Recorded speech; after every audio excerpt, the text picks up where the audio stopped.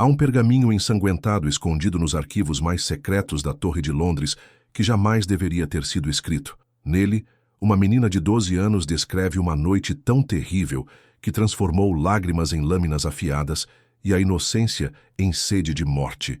Este pergaminho pertence a Isabel da França, a loba da França, e o que ela vivenciou em sua noite de núpcias não foi apenas um estupro, mas um ritual de degradação tão brutal que despertou o demônio dentro dela. Documentos recentemente descobertos durante escavações no castelo de Berkeley revelam que 31 nobres ingleses estavam presentes naquela câmara do Palácio de Westminster em 1308, observando através de buracos secretos nas paredes, enquanto a princesa francesa de 12 anos era domada como um animal selvagem por Eduardo II e seus amantes. Todas as 31 pessoas morreram de maneiras grotescas ao longo dos anos seguintes, uma a uma, nas mãos da mesma mulher que viram chorar lágrimas de sangue naquela noite infernal. O mais chocante é que Elizabeth manteve um diário secreto escrito em francês arcaico, onde registrou meticulosamente cada morte, cada agonia, cada último suspiro daqueles que testemunharam sua humilhação. Sua vingança foi tão sistemática e criativa que os historiadores descobriram um padrão aterrorizante. Cada vítima morreu exatamente como havia sofrido naquela noite. Lentamente, dolorosamente, sem esperança de escapar. E a última pessoa em sua lista de morte não era qualquer cortesão, mas o próprio rei Eduardo II, seu marido, que a estuprou enquanto seus amantes homens assistiam e participavam, rindo de seu desespero infantil. Se esta história já lhe causou arrepios e despertou uma curiosidade que você sabe que não deveria sentir, curta agora mesmo. Cada curtida me diz que há alguém mais corajoso do que eu para descobrir segredos que a história oficial apagou. Inscreva-se e ative o sininho, porque o que compartilho aqui são revelações que apenas uma em cada 1000 pessoas tem a coragem de ouvir até o fim. Nos comentários, diga-me, você acha que uma mulher poderia tramar uma vingança tão cruel por décadas? Ou Elizabeth foi uma vítima que se tornou pior que seus algozes? Sua resposta me ajudará a descobrir quais outros segredos reais obscuros você está pronto para aprender.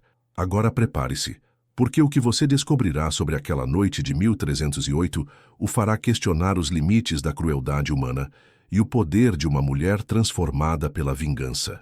Para entender a magnitude dessa tragédia, precisamos voltar a 1308, quando a Europa fervilhava com alianças políticas sangrentas e casamentos arranjados que selaram o destino de nações inteiras. Isabel da França, nascida em Paris em 1295, era filha do rei Filipe IV o Belo da França, um dos monarcas mais poderosos e implacáveis da era medieval.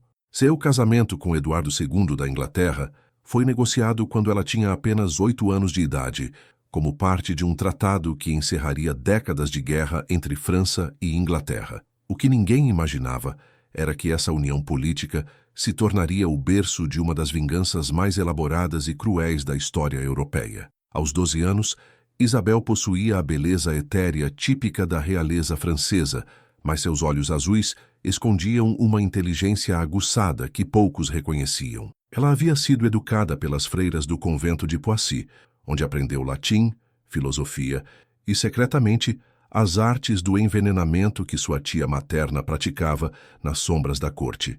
Documentos do convento descobertos em 1987 revelam que Elizabeth já dominava 4 idiomas e sabia mais sobre anatomia humana e substâncias letais do que muitos médicos da época. Eduardo II, seu futuro marido, era um rei de 24 anos, conhecido por suas preferências não convencionais, que escandalizavam até mesmo a nobreza medieval. Completamente dominado por seus favoritos masculinos, especialmente Piers Gaveston e, mais tarde, Hugh Despenser, Eduardo transformou a corte inglesa em um antro de depravação, onde orgias homossexuais eram rotina e esposas nobres serviam apenas como espectadoras humilhadas dos caprichos de seus maridos. O Palácio de Westminster, onde a cerimônia e a fatídica lua de mel ocorreram, era conhecido por suas tradições arcaicas e rituais medievais que a nobreza inglesa mantinha em absoluto segredo. Documentos dos arquivos reais revelam que havia uma prática chamada cerimônia de iniciação, aplicada especificamente para esposas estrangeiras consideradas impuras pela linhagem real inglesa. Esta cerimônia não foi registrada em nenhum registro oficial, sendo transmitida oralmente entre os membros mais depravados da aristocracia. A noite de 25 de janeiro de 1308 mudaria para sempre o destino da Inglaterra e da França. Quando as portas da câmara nupcial se fecharam, Elizabeth acreditou que vivenciaria sua primeira experiência íntima como qualquer esposa aristocrática medieval.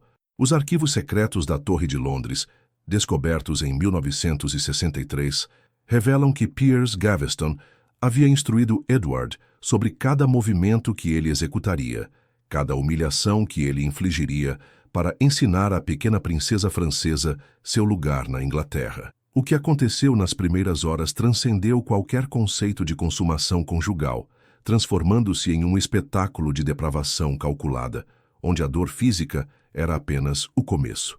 Através de passagens secretas construídas especificamente para o voyeurismo real, 31 membros da alta nobreza inglesa observaram cada gemido, cada súplica, cada lágrima da menina, que clamava em francês por misericórdia de um Deus que parecia ter abandonado aquele quarto amaldiçoado. Relatórios médicos contemporâneos escritos pelo Dr.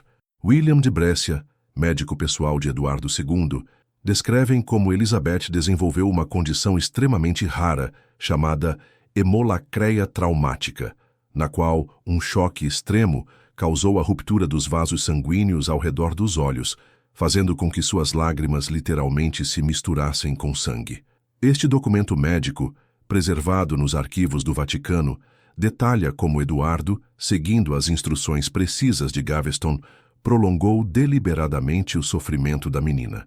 Mas o mais perturbador não foi apenas a violência de Eduardo, foi a participação ativa de seus amantes na degradação da jovem rainha. Hugh Despenser, o favorito mais cruel do rei, havia criado um jogo em que os cortesãos apostavam quantas vezes Elizabeth imploraria por misericórdia antes do amanhecer. Espectadores intoxicados pelo vinho e pela excitação mórbida gritavam instruções obscenas, enquanto a jovem francesa era submetida a humilhações que os próprios documentos se recusam a descrever completamente. Registros criptográficos encontrados no castelo de Berkhamsted revelam que Elizabeth foi forçada a participar não apenas como vítima, mas como espectadora dos atos entre Edward e suas amantes, uma tortura psicológica destinada a quebrar seu espírito e garantir que ela nunca questionasse a autoridade do marido ou interferisse em seus relacionamentos especiais. Quando o pesadelo finalmente terminou, na madrugada de 26 de janeiro, a jovem que havia entrado naquele quarto não existia mais.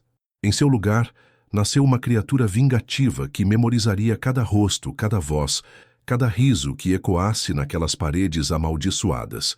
O juramento silencioso que Elizabeth fez naquela madrugada sangrenta, escrito com seu próprio sangue em um pergaminho escondido, se tornaria a sentença de morte para todos os presentes.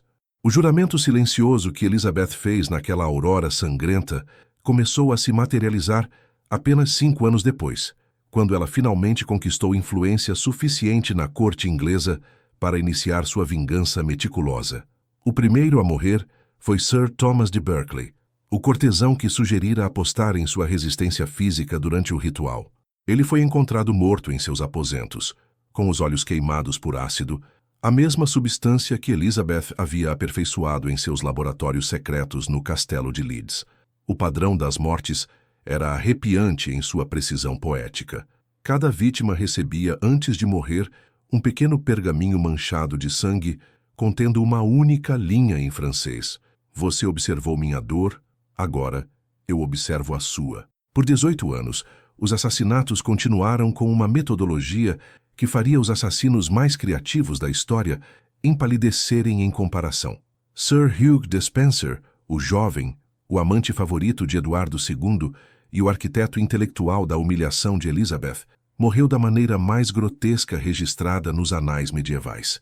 Em 1326, quando Elizabeth finalmente retornou à Inglaterra com um exército para derrubar o marido, Despenser foi capturado vivo. Os registros do julgamento, preservados em latim arcaico, eles descrevem como Elizabeth supervisionou pessoalmente sua execução. Primeiro, ele foi castrado enquanto permanecia consciente. Depois, seus intestinos foram removidos e queimados diante de seus olhos. E, finalmente, ele foi decapitado. Mas o mais perturbador é que Elizabeth preservou seus genitais em álcool, mantendo-os em uma caixa de prata como um troféu de sua vingança. O diário secreto de Elizabeth, descoberto nas paredes do castelo de Berkhamsted em 1962, revela que ela registrou não apenas as datas das execuções, mas também descrições detalhadas de como cada pessoa contribuiu para sua humilhação original. Cada entrada é acompanhada por um pequeno desenho representando o método específico de morte que ela planejou para cada vítima. Piers Gaveston, o primeiro amante de Eduardo II e mentor intelectual do ritual de humilhação, havia morrido anos antes em batalha, mas Elizabeth não esqueceu. Ela ordenou a exumação de seu corpo e o queimou publicamente, espalhando suas cinzas em um rio poluído, garantindo que sua alma nunca encontraria descanso, de acordo com as crenças medievais. A vingança final e mais elaborada foi reservada para Eduardo II. Em setembro de 1327, após ser deposto e aprisionado no castelo de Berkeley, o rei que estuprou Elizabeth foi executado de uma maneira que espelhava perfeitamente o estupro que cometera 19 anos antes. Registros criptográficos, decifrados apenas em 1987, revelam que Elizabeth ordenou que um ferro em brasa fosse inserido no ânus de Eduardo, queimando suas entranhas por dentro enquanto ele permanecia plenamente consciente. Os carrascos, instruídos pessoalmente por Elizabeth, mantiveram Eduardo vivo por horas enquanto o ferro em brasa destruía lentamente seus órgãos internos. Seus gritos de agonia, de acordo com os registros dos guardas, eram idênticos aos gritos que Elizabeth havia proferido em sua noite de núpcias. A única diferença era que desta vez era ela quem observava por uma janela secreta, sussurrando em francês: "Dói, meu querido marido. Agora você sabe como se sentia uma menina de 12 anos." O símbolo esculpido no túmulo de Eduardo II, 3 círculos perfurados por uma lança em chamas, era o mesmo desenho que Elizabeth havia desenhado com seu próprio sangue na parede da câmara nupcial. Sua vingança foi completa, mas o monstro nascido naquela noite de 1308 jamais encontraria paz novamente. Análises psicológicas modernas dos escritos de Elizabeth revelam que ela desenvolveu o que hoje chamamos de transtorno de estresse pós-traumático complexo, combinado com tendências psicopáticas desenvolvidas como mecanismo de sobrevivência. A jovem inocente estava morta para sempre naquela noite, substituída por uma máquina de vingança que operaria por décadas. Essa revelação representa apenas uma fração dos segredos mais obscuros que os aposentos reais europeus esconderam por séculos. Os arquivos da Torre de Londres, recentemente divulgados após 700 anos de sigilo absoluto, contêm documentos que comprovam dezenas de outras tragédias semelhantes, envolvendo princesas e rainhas cujos nomes foram deliberadamente apagados da história oficial. Enquanto você absorvia cada detalhe chocante da vingança de Isabel da França, outras mulheres da realeza suportaram humilhações ainda mais brutais e desenvolveram métodos de retaliação que superaram até mesmo a crueldade sistemática da Loba da França. Os manuscritos perdidos de Joana, a Louca, revelam experimentos com tortura psicológica que fizeram seus famosos ataques de ciúme parecerem episódios menores em comparação com o que ela realmente planejava para seus inimigos. As cartas secretas de Maria Tudor descrevem rituais de vingança que transformaram suas famosas execuções em meros ensaios para algo infinitamente mais terrível. E os diários codificados de Ana Bolena contêm planos de destruição tão sofisticados que os historiadores modernos ainda precisam decifrar completamente suas intenções letais. Cada uma dessas histórias permanece enterrada nos cofres mais profundos dos arquivos europeus, à espera de alguém corajoso o suficiente para desvendar verdades que reis e papas preferiam manter em absoluto segredo. Se esta jornada pelos mistérios mais proibidos da realeza despertou sua sede por revelações ainda mais chocantes, inscreva-se agora e ative o sininho para não perder nenhum segredo que pode mudar completamente sua percepção da história. Hoje, nós merecemos saber. Nos comentários, diga qual outra rainha histórica você gostaria que eu investigasse. Sua resposta determinará quais segredos obscuros eu revelarei em seguida.